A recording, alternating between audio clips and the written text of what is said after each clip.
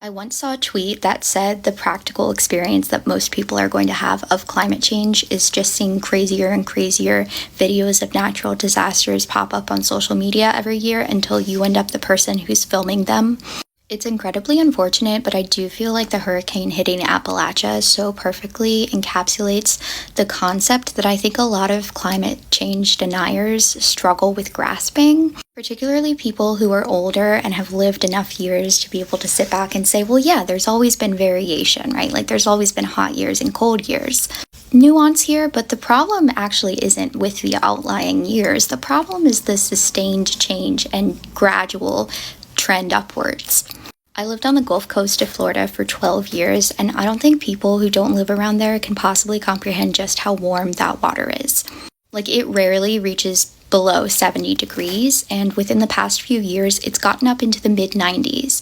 And in fact, it's hardly getting back down into the 70s. It's staying at the 80s almost year-round. And you know what makes storms really strong? Warm, shallow water. Storms that would be considered once in a lifetime on those outlying years are now just going to be the norm if we continue on the path that we're on. Humanity isn't going to die off. I truly do believe that we are going to fix these problems within my lifetime. It's a matter of, are we going to put our best foot forward in doing that as quickly as possible? Or how many people are going to suffer the consequences in the meantime? We need to be holding corporations and governments accountable when they are the ones who are doing the vast majority of this damage, and we are the ones left to suffer and deal with it. This is not a dig at you specifically, but this type of climate defeatism is literally a plague on humanity, and we need to get over it. This is a problem that Gen Z struggles with a lot. We have always seen the future as this kind of hopeless wasteland where things can only possibly get worse from here. Like, what's the point of investing in a future that is going to be miserable? Well, the future is going to be miserable no matter what if we choose not to invest in it. This type of narrative creates a self-fulfilling prophecy. I think the average person severely underestimates just how powerful humanity can be at reversing the damage done and finding new innovations and solutions when they are given the appropriate resources to do so. We are a very resilient species. We're gonna figure it out. The question is, when will we figure it out? And this attitude doesn't put the pressure on the right people, on the right corporations to figure it out. There's actually so much good climate news that comes out every single day. It just doesn't make headlines. Hope isn't profitable, and that's the issue, right? But hope is a radical thing that we can hold that is powerful, and it will push us in the right direction. But seeing it as inevitable simply makes it inevitable. No, this comment actually pissed me the fuck off. It is not delusional and it is not magical thinking to believe that climate solutions exist. It's just reality. Many things already do exist. It's just a matter of implementing them. And much better solutions will exist in the future when we allocate the resources to find them. You saying that the systems currently in place are too powerful for us, the people, to possibly overthrow and convince them to change and push them into making that change, that's what has no place in activism. If your activism rejects hope and condones apathy, that's not activism. I never said it was going to be easy. I never said that we already have all the solutions. What I said is that we have the tools necessary to find those solutions. We have the power to overthrow the systems that oppress us if we only find it within ourselves and band together. If your activism doesn't even entertain the possibility of a positive outcome, it's not activism and it's not welcome here. Do you guys know what today is? It's Hunger Games Illustrated Edition Day. When I tell you, I was like a rabid dog trying to make sure that I was going to get my hands on one today. I was like calling bookstores yesterday, seeing if anybody was going to have them on shelf. Nobody did, except for Powell's. And she was like, we only have a couple of copies. What do you mean you only have a couple of copies? They had 5 copies total, split between 3 locations. They only had this copy at the location that I went to. I had to like ask for it because I couldn't find it anywhere. And she was like, oh, I hadn't even put it out yet because we only have one. And I was like, okay, well, it's coming home with me. But in my panic, I may or may not have ordered one thinking that I wasn't going to get this one. And so I might have a second copy, and I might consider doing a giveaway with that instead of returning it. I have not even cracked this open yet. I think I'm going to do a separate video so we can go through it together. But as a sidebar, hey Scholastic, you should put me on your PR list. Saw my friend is on your PR list and you sent her a copy of the book in beautiful print, and I'm just saying, I'm doing advertising for free for you right now. I would love if you guys would pay me, and I would do it even more. Okay, we're gonna go through it. I'm gonna link a video in the comments here. Okay, I literally have not even cracked this open yet. We're gonna do it together. I've only seen 2 of the illustrations, so I'm really excited. So number 1, it does have a beautiful cover, and a beautiful inner paper. I love this, the first spark, and then gorgeous title page. And then it has a second title page with a beautiful illustration of the Mockingjay and Katniss. And then on the dedication page, there's Primrose. Okay, and matching title page for each of the sections. Okay, I love the little like Katniss detail with the chapter numbers. That's super fun. Okay, our first illustration is on page 12, and they're getting ready for the reaping.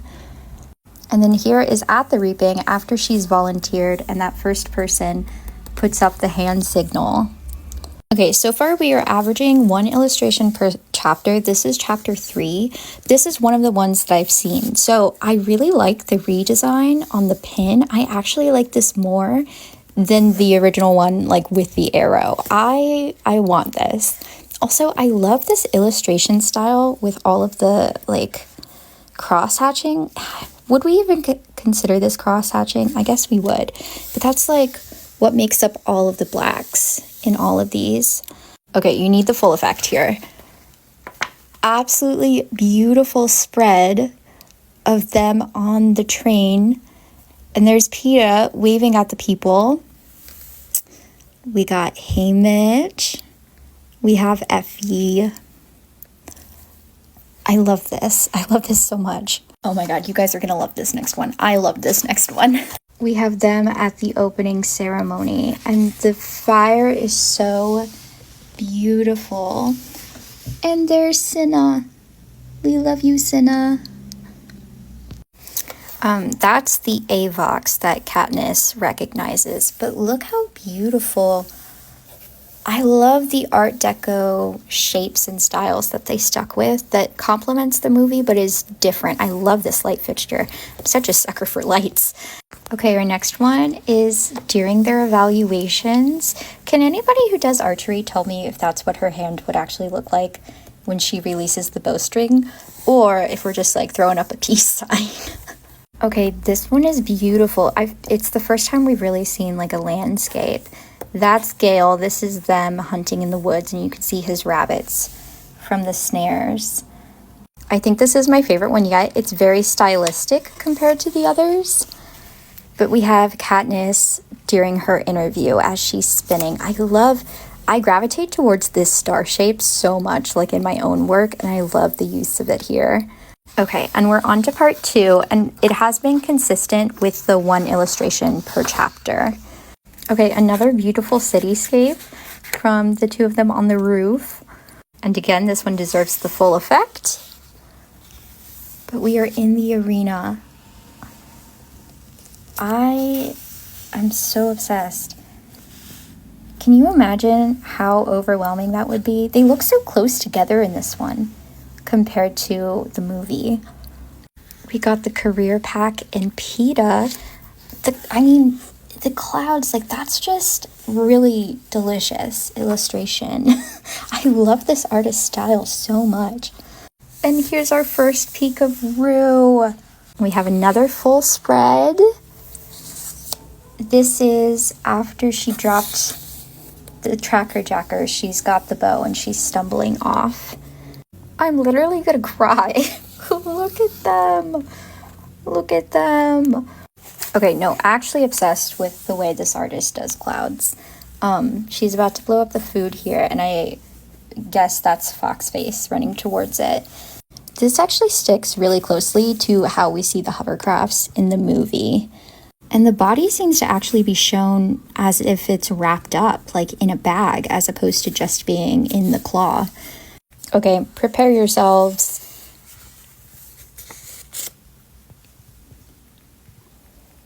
And then we have our final part. I'm gonna be honest, I don't know how to feel. I don't know how to feel about this one. Oh, we got the story of Prim's goat. That's really sweet. I didn't expect that to be depicted, but I'm so glad that it is. Also, there's Katniss's mother again. Okay, this is the other one that I had seen before, and I love this depiction of Thresh. He just looks like a little boy. And he's just a child, even if he's like the biggest and strongest among them. He's still, look at that face. That is not a man. That is a child who is horrified that he just beat a girl to death. It wouldn't be right without a cave scene, and honestly, love this. I love this. We got Katniss hunting while Peeta is off foraging. Okay, the mutts are horrifying. There's Cato with his body armor, but what is that? What is that? That is so scary. That's gonna be in my nightmares. That's terrifying. Back to back. I'm so glad they did. I mean, I guess they would obviously do back to back because that's how it is in the book. But I love this because I wish they would have done this in the movie to really illustrate how much trust they're putting in each other, because they can't even see if the other person is taking it. Like, it would be so easy for one of them to just not take it and the other one does, and then they still win. But they don't, obviously, because they trust each other. Okay, this is after they've won. This is so sweet that as he's telling her, like, hey, act innocent, you got to keep this up, they're really mad at you, she is straightening his bow tie. That is the sweetest thing. Okay, how do we feel about Snow? I feel like that does kind of look like Tom Blythe. Okay, and then that was the last one, and the rest of it is just the back, which is beautiful. I have not looked it up to see if there are plans for it, but I do hope that they do illustrated editions for Catching Fire and Mockingjay as well, because I would love to have a full set of these. These are beautiful. These are like heirloom pieces. I want to emphasize that this is a very heavy, sturdy book, and certainly not one that I would be like carrying with me to read casually, but this is the perfect book to read with a child, okay? I mean, come on. I know most of it has to do with like budget stuff, but I really wish we still illustrated more books than we do. So excited to have this one.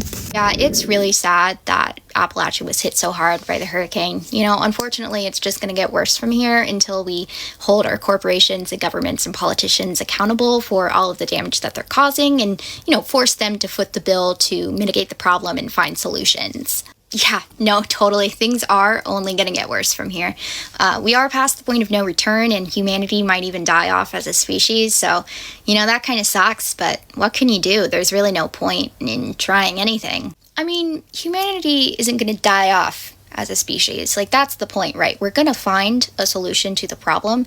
It's just a matter of, like, how dire we let the consequences get before we find that solution. So, like, the sooner the better, because, you know, some things can actually be reversed if we catch them in time. We did heal the hole in the ozone, after all.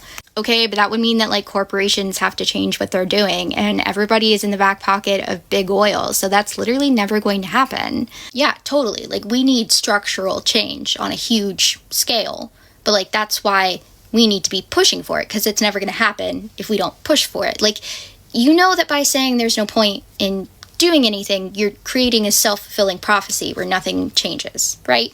Well, I think your optimism is delusional, and it has no place in activist spaces. I mean, are you even an activist if you're over here promoting apathy? You know that hope is like a necessary part of any successful movement, right? Yeah, no, totally. Like I said in the beginning, I believe that misery is inevitable and change is a fragile phantom, because it's a lot easier to sit here on my ass and believe that than actually have hope and try to do something about it.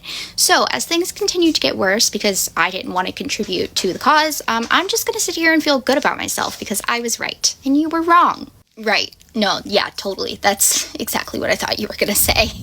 What does the Hunger Games Illustrated Edition look like naked? So glad you asked, because I didn't realize until yesterday when I was on live, so I would love to show you, because it is beautiful. I actually like it a lot more than with the cover. I tend to not like sleeves. I've talked about this before, I'm just not a hardcover person, but you make exceptions. It's gorgeous. That's what it is. So this is the same illustration that's a couple pages in, like on the one of the title pages. If I could flip to it really quick. It's also right in here. But it's not like a true gold foil, but it does catch the light. And then the back of it. And then here's the side as well. Also the kind of like fake gold foil.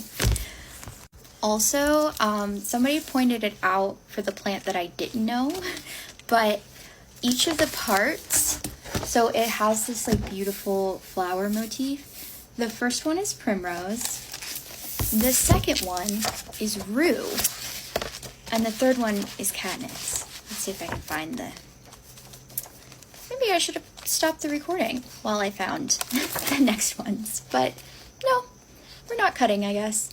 Here we go. This one has rue, which is beautiful. And then the last one is Katniss. And the Katniss motif is obviously used all throughout the book. But I just thought that was such a good way to tie them all together. So the comment says, this is the first official piece of Hunger Games media where all the kids actually look like kids, and I think that's really important. I do agree with you, but I want to point out, because I feel like a lot of people kind of forget this, but in the first movie, the entire cast of tributes, except for Peeta and Katniss, are actually age-appropriate kids. I feel like they don't get enough credit for that. And Peeta and Katniss, like, it's very rare to have people under 18 in leads because of labor laws.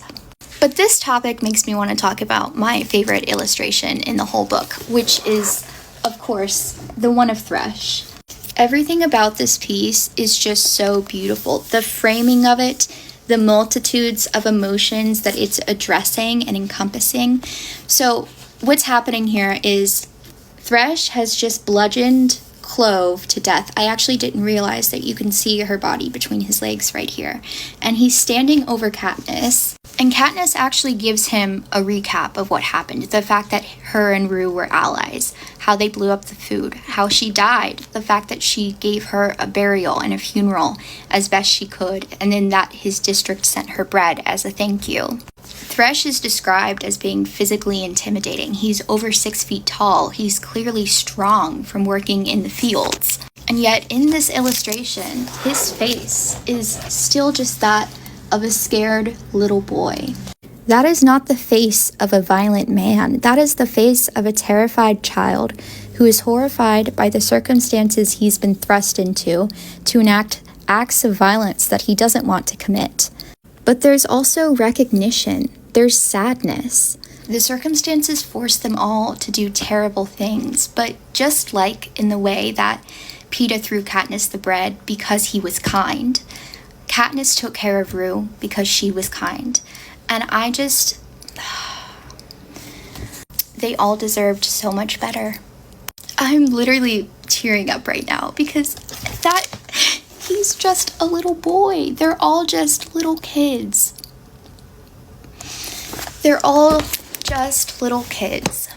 My mutual lefty made a video a few days ago talking about how, she works with like high school boys and some of them are very tall and yet they still look like babies because they are. I incorrectly stated in my last video, so I want to clear it up. I said that all of the tributes besides Katniss and Peeta were like within the Hunger Games, like within the Reaping Age in the original Hunger Games movie. I wasn't quite right. There were 4 of them that were older, but the rest of them were. So Thresh was the oldest by far. He had just turned 23. And then the next one down is Glimmer at 20. Both of the career boys were freshly 19. Clove was actually 14. Rue was actually 12. Foxface would have turned 17 while they were filming. And the rest of them really were children. Like small children. Like, this little boy, oh my gosh, I get sick every time I have to see him die. Though they really are kids, okay? Like the opening bloodbath is actually so disturbing to watch. It puts knots in my stomach every single time. And it's because they are kids. I have a few different theories about the Mockingjays in the first Hunger Games arena because I've always wondered why they were there. If there's something that's been used as a weapon against the Capitol, why would they include them in their own arena? I can without a doubt promise that there are no cameras in the Mockingjays, because if there were, that would mean that the Capitol had figured out how to control them, and their whole thing was that they were something the Capitol tried to create that became out of their control. The most likely scenario is probably that they just built the arena on a random piece of land that happened to be occupied by Mockingjays, but my personal headcanon about it is that they build entire arenas and they try everything in their power to keep every single element of those arenas within their total control, to a degree where they can just make trees appear out of nowhere and spontaneously make things catch on fire and have animals just come up out of the ground. And I love the idea of them trying so hard to make the perfect arena and controlling every single thing that goes into it, only for them, while watching live, to discover that there were Mockingjays in there the whole time. But I do think the most likely scenario was that they just built the arena on a random patch of land and Mockingjays were there, so then they were there. Guys, I promise, there are Mockingjays in the Hunger Games arena. This is a fairly pivotal plot point in the book. It's how Rue and Katniss communicated in the arena. The Mockingjays were probably not supposed to be there in the eyes of the Capitol. At least they probably weren't super enthused about their presence, but they're super hard to control, so they were gonna be there. And that's kind of the whole point, right? Is that the Capitol had designed the Jabberjays originally to be a weapon. But just because the Capitol had given these things life didn't mean that they couldn't act on their own accord. They still had a life of their own. They could go and mate with the mockingbirds if they wanted to, and they did. And that unity between Capitol and nature created something that was completely out of their control. In the creation of the weapon of the Jabberjays, they neglected to acknowledge that the Jabberjays were still living creatures that had survival needs. And when those needs were not met by the Capitol, they outsourced to Mockingjays. And the Capitol tried to do the same things to the citizens of Panem. They tried to maintain complete control over the flow of information in and out of every district. They manufactured scarcity, not necessarily to keep the district citizens completely dependent on the Capitol for their survival, but to keep survival at the forefront of every single person's mind so they wouldn't have the brain power to even think about rebelling against them. The Capitol made the same mistake with the Capitol and district citizens that they made with the Jabberjays, because they failed to remember that a cornerstone of survival is community. The Capitol's goal for the Jabberjays may have been to use them as a weapon, but the Jabberjays' individual goals for themselves were just to stay alive. And historically, mankind doesn't have the best track record when it comes to interfering with nature. So of course the Jabberjays were going to subvert the Capitol's expectations for them and find a way to stay alive.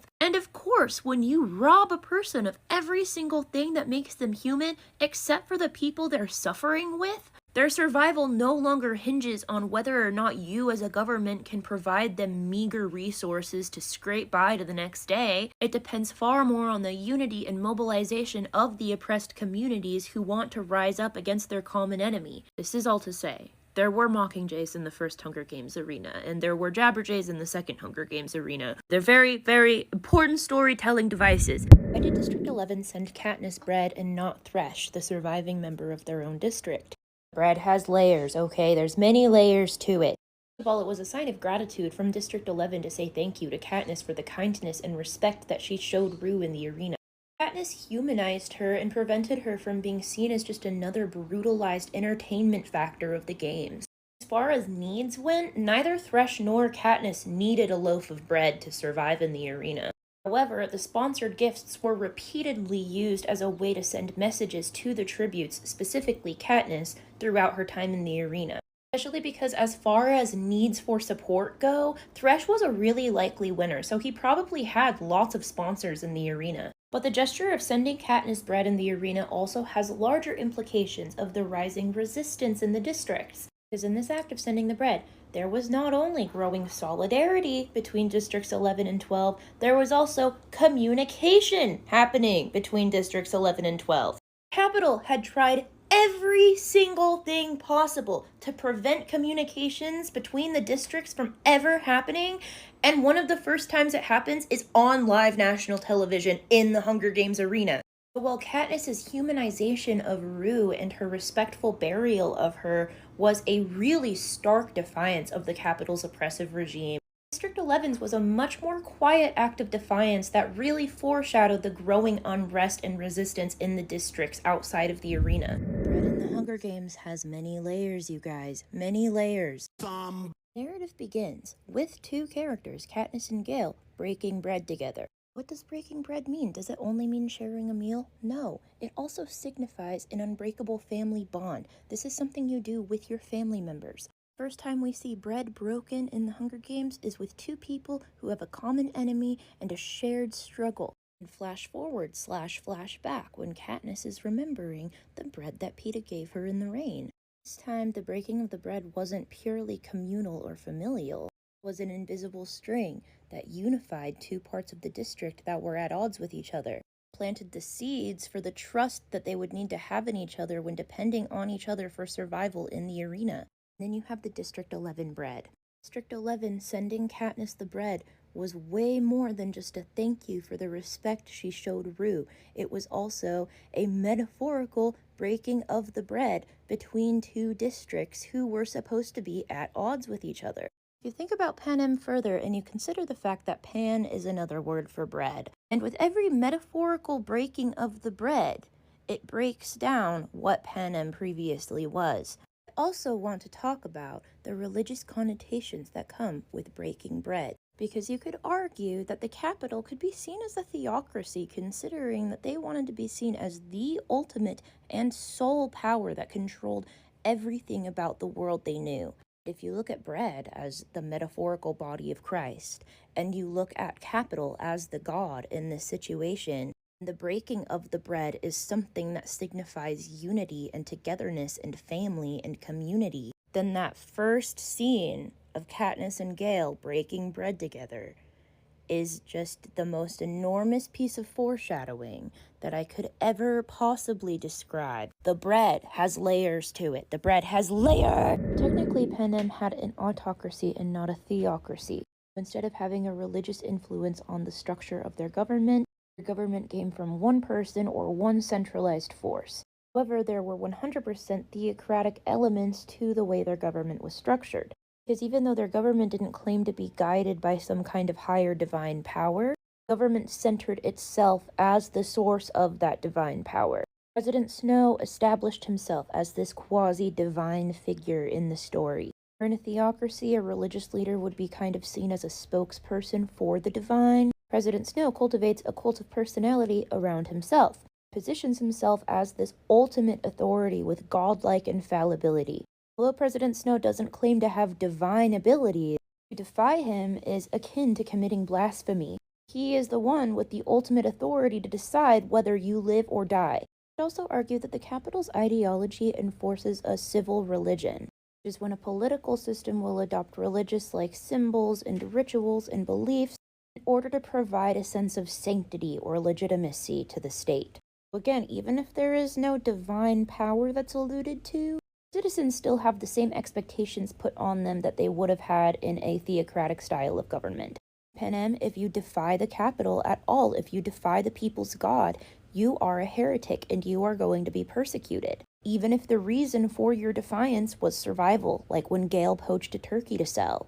Capital also positions itself as the moral authority on everything. They enforce strict codes of behavior that support what they say is right and wrong. If you disagree with anything, you have to keep it to yourself because President Snow's rule is maintained via an almost spiritual fear. He is everywhere, and you can never be sure when he's listening or not. Even if it's likely that you aren't being watched, that fear is all-encompassing. And knowing that at any moment the capital could see you and you can't see it makes it this almost untouchable godlike figure. Especially when you consider that all other avenues of spiritual belief were completely taken away from the people of Panem.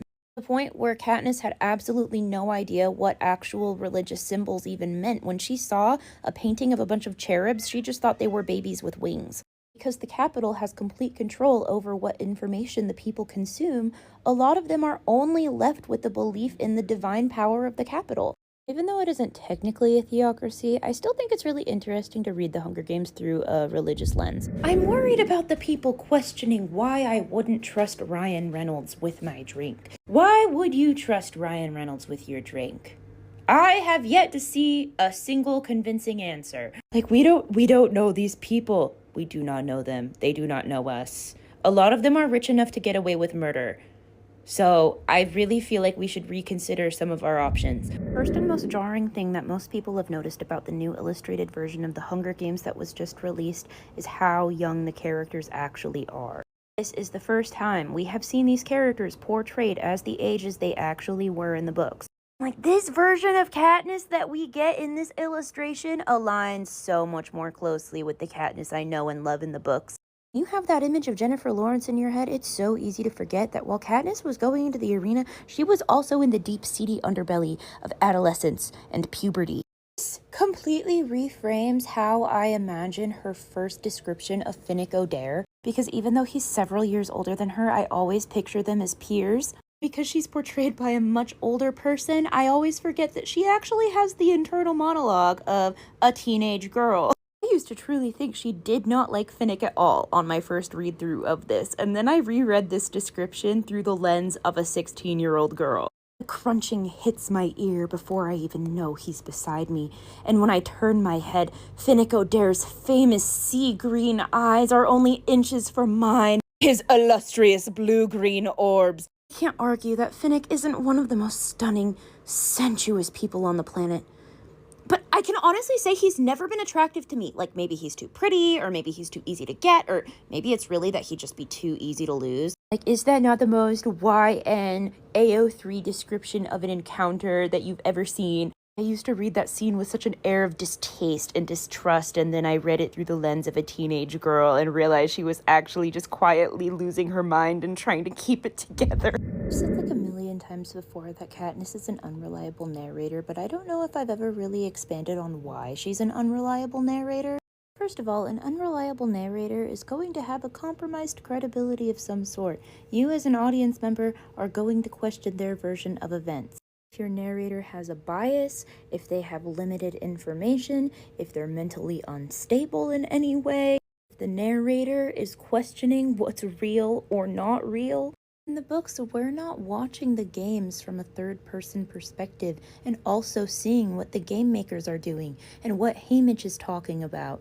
We are seeing it from the view of a traumatized, impoverished 16-year-old girl who's been fed nothing but propaganda for her entire life, who's currently in a life-or-death situation.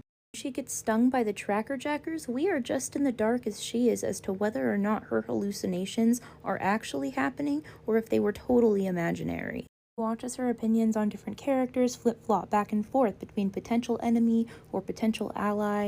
You see just how many times her first judgments about people are wrong. Like at the ball at President Snow's mansion in Catching Fire when Plutarch shows Katniss's watch and flashes the Mockingjay symbol at her to show her that he's on her team. She just thinks that he's really rich and he has a fancy watch that he's showing off to her because it's like Mockingjay merchandise or something. He was actually being like, I'm a rebel. I'm going to a rebel meeting after this. Do not tell anybody. If you do take Katniss for her word, Plutarch does sound like a rich asshole with a fancy watch who's like going to drink with his friends after the ball or something. If you read it as, this is my rebel watch, I'm going to a rebel meeting after this, do not tell anybody, and you realize that that can be applied to pretty much every other thing from her perspective for the entirety of the series, you start to realize just how unreliable of a first-person narrator she truly is. I can't believe I almost said that I don't have any Hunger Games OCs without bringing up Tiberius. Tiberius is the Hunger Games OC I accidentally invented. I have a series on here that I've been working on about President Snow's granddaughter. I haven't added to it in a long time, but I will keep working on it. But we know so little actual information about President Snow's granddaughter. Pretty much everything is left to the imagination, so I've had to add a lot of additional characters to her story. One of them is Tiberius. her on-again, off-again boyfriend, who she has a very tumultuous relationship with. I could also argue that I have co-opted President Snow's granddaughter into a sort of OC of mine. She doesn't have a name in the canon. I call her Cassia. I did not come up with that name, though, so I can't take credit for it. This is just what a lot of people have been calling her over the years. However, I did make her a key component in the background developments of the rebellion, and I also gave her a best friend. And I also gave her a vape addiction, so I think I've done well. I'm reading Coriolanus, the Shakespearean tragedy, for the first time, and if you want to add just an element of whimsy and fun to your experience of reading The Ballad of Songbirds and Snakes, tandem read that book with Coriolanus. Oh my god. Remember how I said the bread in the Hunger Games has layers? Well, there's levels within the layers, and there's layers within those levels. The whole play starts with bread. Bread is a central theme in Coriolanus, and in one of the versions I was watching, the whole show starts with these famished plebeians coming out on the stage and chanting, "Bread! Bread! Bread! Bread!" All of these famished citizens are talking about how Caius Marcius, Coriolanus, is an enemy to the people. He hates them. We should kill him.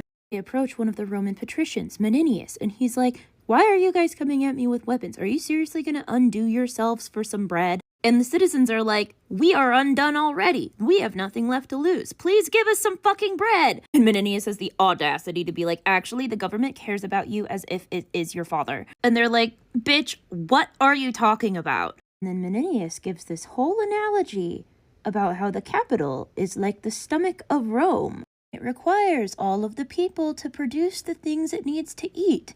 And then, once it digests all of the things, then it will distribute all of what everybody else needs.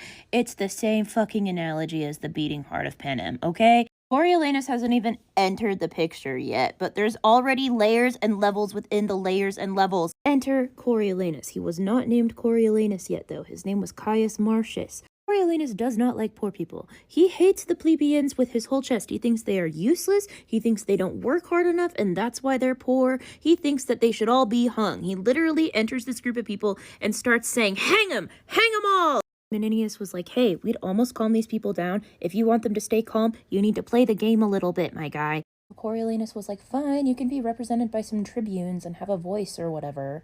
But then, oh no, the Volscians were coming, which meant that Coriolanus would have the opportunity to fight his nemesis / crush, Aufidius. And Coriolanus loves to fight Aufidius. It's one of his favorite activities, and so he almost single-handedly conquers the Volscian city of Corioli. So Coriolanus is peachy. He's like a war hero now. He's expecting to be made a consul, but in order to be made a consul, he has to get votes from the plebeians, who he absolutely despises and just yelled at to go be hung. So naturally, the plebeians want nothing to do with him, and the tribunes charge him with treason, and he gets banished from Rome. And Coriolanus is like, "Oh, I'm so sad and alone. If only my nemesis / crush Aufidius would fight with me." So Coriolanus and Aufidius join forces to conquer Rome with their love. But wait, Coriolanus's mom, who I haven't mentioned yet, Volumnia, previously had bragged to her friends about how Coriolanus ripped apart a butterfly when he was a child. He's like, "Coriolanus, you can't destroy the city. That's going too far." Coriolanus is like, "Mom, if I don't destroy the city, they're gonna kill me." And she's like, "I think that might be a better idea at this point." And Aufidius is like, "Hey, remember how I said I liked you? Well, just kidding." And then has him assassinated. And then Volumnia is credited with saving Rome. There's only so much I can share about this play in such a short amount of time, and my neck hurts. But, please read this play in tandem with The Ballad of Songbirds and Snakes. It seriously makes your brain go, I love being a girl. I feel like I'm just so mysterious and so cute. I love makeup. My favorite color is pink. I love to read. You're like, "Oh my gosh, what's my favorite series?" My favorite series is Dune. And I love sci-fi. It's my favorite genre. And people probably look at me. She's like, "Oh my gosh, she's so cute. She has a book. What's she reading?" And then it's like, bam, I'm reading a 1,000-page adult fantasy. I'm just filled with so many mysteries. And I just feel like you can never really fully understand my personality. I am bored and waiting on my best friend to get here, so I'm gonna go through my Stephen King TBR for October. If you don't know, I am a huge fan of Stephen King. I read a bunch of his books every October. I've read about 20 of his books. This will make it 25. Maybe I can make it 30 because I read really fast and I read a lot. So the first on my Stephen King TBR is Rose Matter. I don't know what this is about, but I know it's about a woman abused. I feel like when the story follows a woman, it's usually pretty good. Like, one of my favorite Stephen King books is Dolores Claiborne, and it's not even a horror. And then I have Insomnia, which I am currently reading. I'm not very far into Insomnia, but I am somebody who has insomnia, so it's really fun reading this in the middle of the night while this man is losing his mind. I then have The Dark Half, which I don't remember what it's about, but I know that a lot of people say that this is like a love letter to his pen name, Richard Bachman, and I just think that is so fun and cute, and I don't know. I don't remember what this is about, but I think I like it. Then I have The Dead Zone, which I've literally already read. I didn't love it, but I didn't hate it. Like, it was just a 3-star read. And then my most exciting read of the month is 11/22/63. I have been putting off reading this because I've been waiting for the perfect moment, and then I'm like, what more, like, what is a perfect moment? Like, why wait for a perfect moment? And what could be more perfect than reading a Stephen King book in October? So stay tuned for the end of the month, where I will be ranking all of these once I finish them.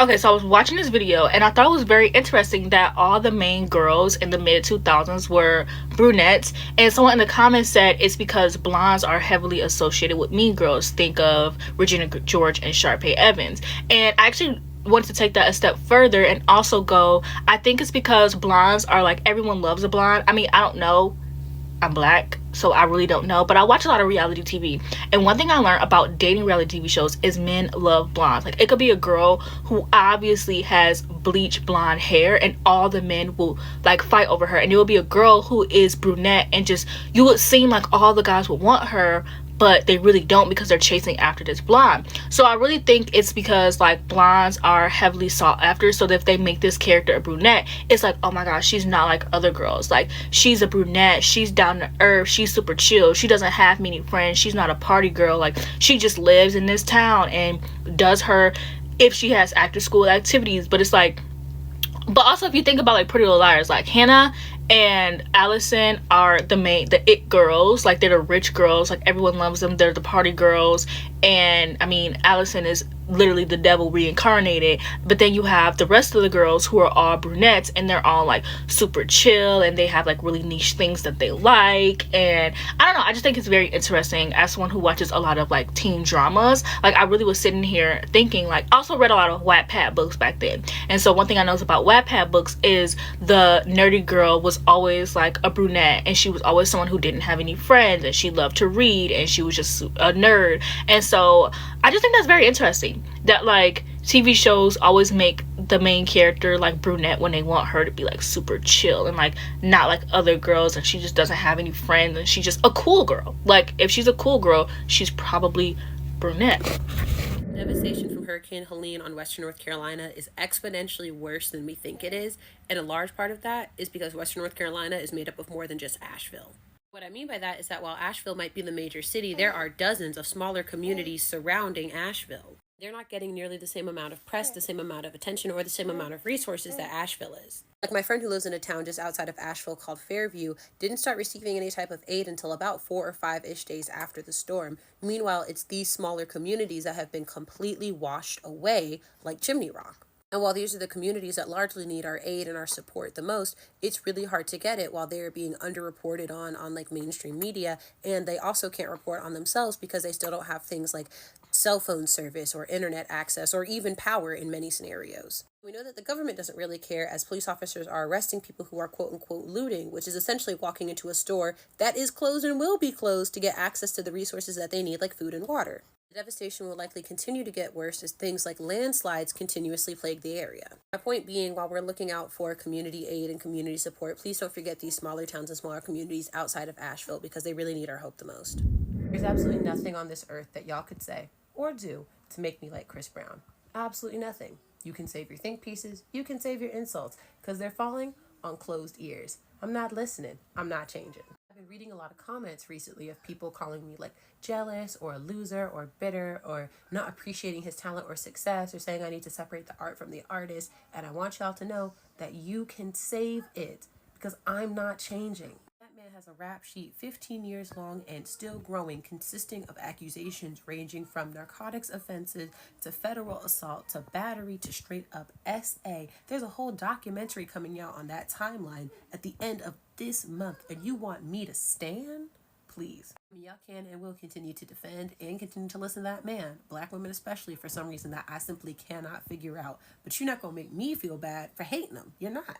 Anything, I feel bad for you for wanting to put your hard-earned money in the pockets of somebody who cannot stand you and would absolutely mollywop you if given the chance. In fact, I feel bad for your kids and the knowledge that you would defend a man who would absolutely put their hands on them if given the chance. But again, y'all gonna do what y'all gonna do, so carry on. Me personally, I sleep easy at night knowing that I'm not supporting and defending an abuser, and I'm embarrassed and uncomfortable that y'all want me to change. But I'm not doing that. Best of luck to you. Go ahead and delete them little comments. Keep them think pieces to yourself. Because I'm not changing. People have bullied, stalked, and harassed a celebrity with known mental health struggles into a mental health crisis and then got upset when said mental health crisis meant they had to cancel their concert. They are pushing away connections with other human beings because they don't owe them anything, they are not each other's therapists, and they don't want a trauma dump. People are arguing that you should be able to wear lingerie in front of minors and we should all just shut up about it because it's not our business. Speaking of minors, they want a world where young children aren't allowed in places like the grocery store, much less on public transportation. They don't want to speak to people at work, they don't want to get to know their neighbor, they don't want to do anything that resembles emotional labor, but they want a revolution. Y'all want to overturn the system, start the nation again from scratch, burn it all down with 10 million tiny fires because you don't want to speak to each other and organize. This might sting, but y'all are too selfish for a revolution. You have to think of others, not just community care. Basic community consideration has to come before revolution. Y'all say you want to burn it all down, start the country over, whatever, what have you, but all you're doing right now is talking big game while also running the risk of having your own place lit on fire because you think you're living in a house alone, but you're actually living in an apartment complex. And y'all just keep lighting little fires all over the place. Please, please have some care and consideration for the other people that exist in the world with you. It's not just you. You actually do owe people things. You actually owe each other a lot. And if we can't start there, we can't have a revolution. The thing about Chaperone is that she does know her limits and she continuously articulates them. Y'all just keep crossing them and then getting upset that she's upset that her boundaries are being disrespected. Before I say this, I'm not like a huge Chaperone fan. I haven't listened to like a ton of her music, but it has been really refreshing seeing a celebrity who sets up normal human boundaries with folks. And y'all are just so used to being able to push celebrities around any way you want to that you feel uncomfortable that she keeps doing that. But she keeps saying, I don't want y'all to call me by my name in public. I don't want y'all to come up and talk to me and touch me without consent. I don't want y'all to follow me and bother my family. And people keep doing it.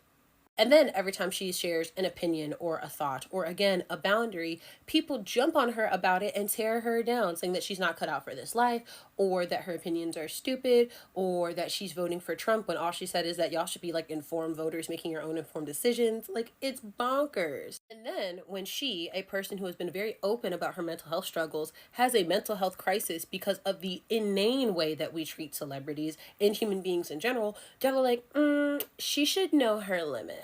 Actually, whether or not she should know her limits is irrelevant. If you need a mental health break, you need a mental health break. Period. But she does know her limits, and y'all just refuse to take any accountability for the way that you literally destroy people's lives. And yeah, people can be bummed that she didn't perform, but that is a natural consequence to constantly pushing someone to the edge. It is a natural consequence that I fear you all should experience more often. Like, celebrities are human beings at the end of the day, and they should be able to pursue their dreams and their goals and live their life without it coming at this threat of their safety and well-being. Somebody needed to put y'all in your place sooner.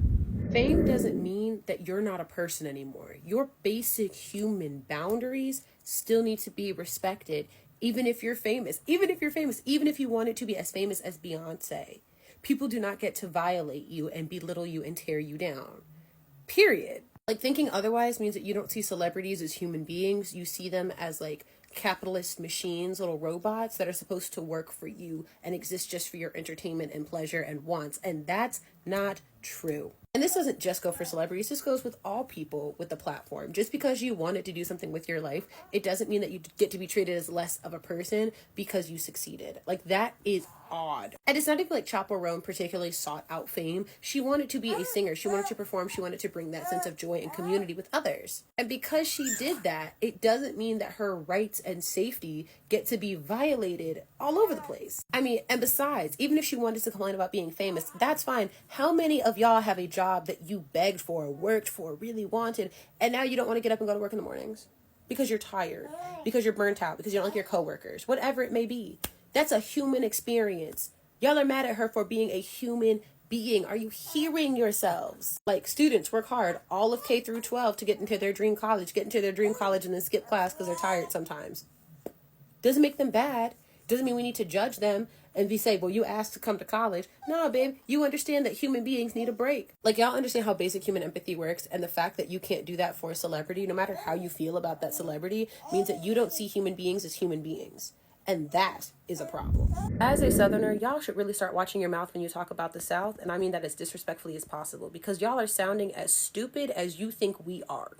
For starters, the South is the most diverse of the 5 to 7 regions in the United States. And that just means off rip that not everybody is somebody with a thick Southern accent sitting in their backyard over a bonfire playing the banjo with Uncle Billy. Period. Like, they're just more people than that. But even if that wasn't true, even if we were all just a bunch of backyard hillbillies, dumb as a bucket of rocks, just holding hands with not a little thought in the prairie little sky, it wouldn't matter, because we're human beings worthy of love and respect and decency. And yeah, maybe I live in some of the good parts of the South, but weirdly enough, a lot of the South is filled with the quote-unquote good parts, because we understand, like, politeness and community to an extent, just in general. When I think about the devastation of Hurricane Helene and all the lives that were ruined, I also think about all the people who are working day and night, even riding around on the backs of mules to rescue other people. That's what the South is about. And even beyond that, even beyond my defense and love of the South, y'all act like other regions of the country don't also have issues. You act as if the South is just some rotten, dirty place and all the people in it deserve to suffer. Meanwhile, I've lived in the South for all 26 years of my life, and I experienced more microaggressions and more blatant in-my-face racism the maybe month I spent in the North, just kind of like all condensed in one sitting. Y'all are not some pristine, pure, intellectual hub where nothing could ever go wrong. That's just simply not the case. If you feel comfortable and confident writing off and disregarding an entire region of the country filled with people who are diverse, complex, nuanced, and oftentimes quite lovely for whatever reason, then you need to check your own biases and your own issues with the South, because it's not human and it's getting to be pretty gross. Y'all have to learn that we live in a society with other people, and that means you might end up in communities with people you don't like, and that includes children. Never mind the fact that y'all have beef with somebody who was just trying to figure out how to be a person. That person is a human being worthy of, like, decency, respect, acceptance into the general population. And if you said this about any other demographic of human being, you would sound like a bigot. The rest of us don't deserve to be subject to the I don't care that you think that you are above being moderately inconvenienced for some reason.